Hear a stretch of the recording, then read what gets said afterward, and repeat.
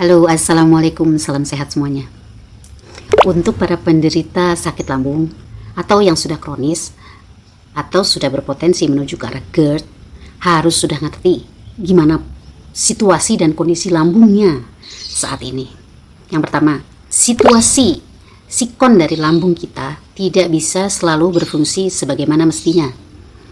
Bisa saja dia menghasilkan asam lambung dalam jumlah yang banyak, berlebihan, atau bahkan sangat kurang. Dia bisa saja menaikkan asam lambung ke kerongkongan atau disebut dengan GERD. Dia bisa berpotensi menuju ke tukak lambung, bisa mengiritasi lapisan lambung, bisa menimbulkan kanker lambung, bisa juga memperlemah sphincter esofagus, yaitu sebuah otot yang menghubungkan antara kerongkongan dengan lambung, berfungsi sebagai katup ketika kita sedang makan. Sikon kedua yang harus diketahui adalah bahwa dengan kondisi lambung yang seperti itu, menjadi sensitif atau mudah terpicu ketika kita sedang mengalami kegalauan, mendapat masalah, punya banyak pikiran, berada dalam tekanan, dan salah makan. Dengan kata lain, orang yang sakit lambung atau lambungnya sudah kronis atau berpotensi menuju GERD tidak bisa berada dalam tekanan, tidak bisa galau, masalah, banyak pikiran, dan tidak bisa memakan segalanya. Buat para pria atau wanita yang pasangannya memiliki penyakit lambung, apalagi kronis dan sudah menuju ke GERD, itu harus sudah ngerti kalau pasangannya itu gak bisa makan sembarangan. Tiap-tiap kalau diajak ke pesta itu merupakan sebuah pemikiran yang agak berat buat mereka, karena takut nanti makannya gini, ada santannya, takut makanannya terlalu pedas, tapi dia tidak bisa menolak apa yang harus dilakukan. Itu menjadi sebuah dilema juga. Nggak jarang sebelum pergi ke restoran atau kumpul-kumpul sama teman itu minum obat dulu supaya bisa makan segala. Pulang dari situ ya baru kerasa ini itu segala macam. Jadi ibaratnya orang dengan penyakit lambung apalagi kronis dan sudah menuju ke arah GERD itu ibaratnya seperti harimau tak bertaring, seperti gajah tak bergading, seperti ikan cupang tak bisa diadu, karena dia sudah tidak bisa memiliki kemampuan atau kekuatan yang sama dengan orang-orang seumur dia yang sehat. Ini adalah sebuah lingkaran setan yang mau, jangan lingkaran setan ya, evil circle. Jadi ini tuh membentuk sebuah evil circle yang mau nggak mau membatasi kita, mengerucutkan pergerakan kita. Akhirnya tanpa disadari memiliki keterbatasan di dalam lingkungannya. Bagaimana cara dia berpikirnya itu disesuaikan kesehatannya.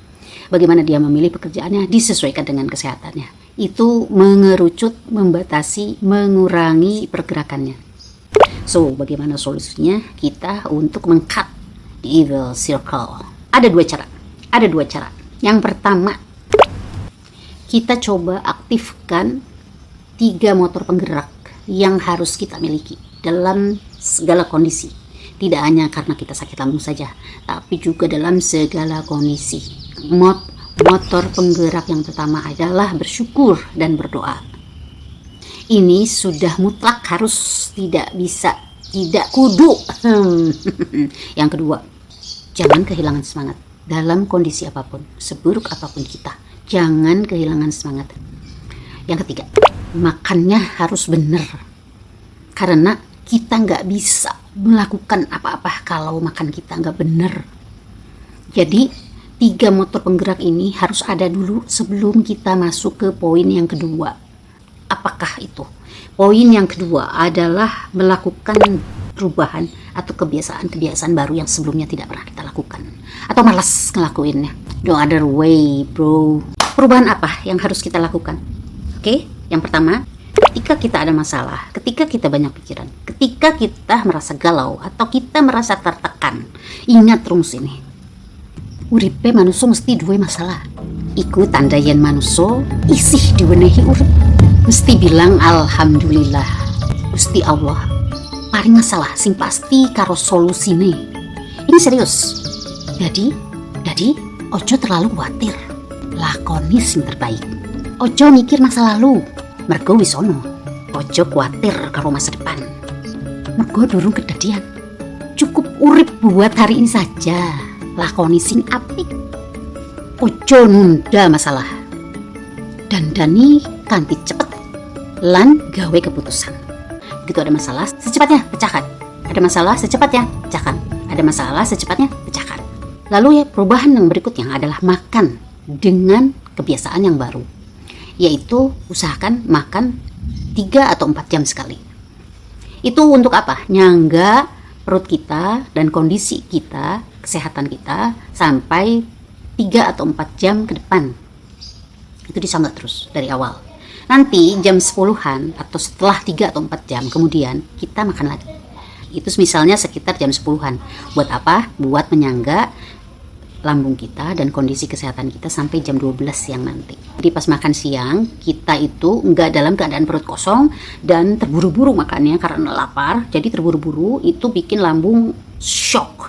Dia jadi udah posisinya dia lemah, tidak bisa selalu berfungsi sebagaimana mestinya, terus dikasih makanan dalam jumlah banyak, dikunyahnya nggak lama, artinya nggak lunak, dia harus bisa mencerna itu. Nah, itu pekerjaan berat buat lambung.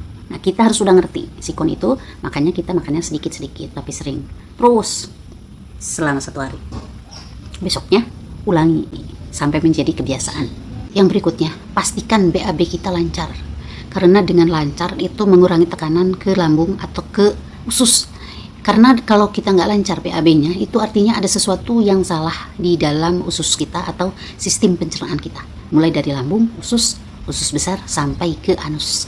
Nah, itu harus bisa dipastikan BAB kita lancar. Nah, itu dia beberapa poin yang bisa kita lakukan atau rutinkan untuk meng-cut evil circle yang tadi.